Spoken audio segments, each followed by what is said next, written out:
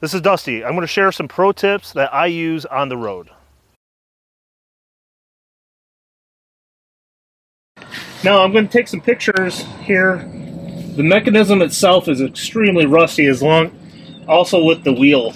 So it's good to get the phone out, add some more pictures to tow books, just as you go.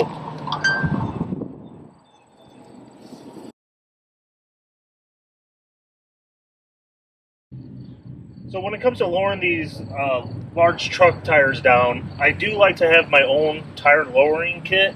The main reason I don't like using the one that comes with the truck, the customer's one, they're not the best, and you don't want to dig around their car if they got a bunch of luggage or something in there blocking it, or it could be missing. That's common, especially on older vehicles. And it allows me to do the tire change without going inside the vehicle and getting anything dirty or getting blamed for not putting it back, anything like that. Now, I like these tire lowering rods. One, they're solid steel all the way through. They're not hollow like the factory ones that can deform the more you use them. Then it just gives you like a nut on the end here that's 7/8, which is a pretty common size. I just have a breaker bar with 7/8 that's always on here. That's all I use is for lower tires. A lot of these, they have safety mechanisms. You gotta go up a little bit, then start lowering.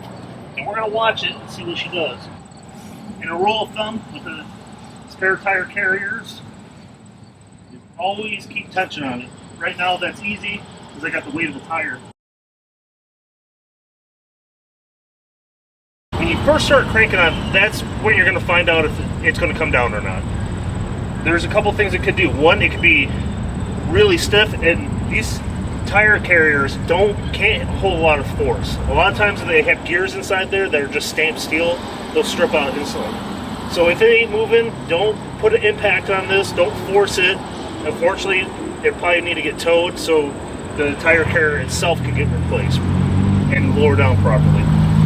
The other thing you're looking for is the piece that's shaped like a T that holds the wheel up. It has the cable run through the middle.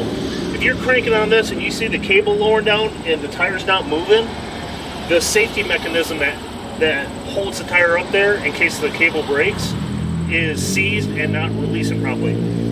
Stop, go back up, go down a little bit, back up, down a little bit. Do that a couple times. You might get lucky and it might free.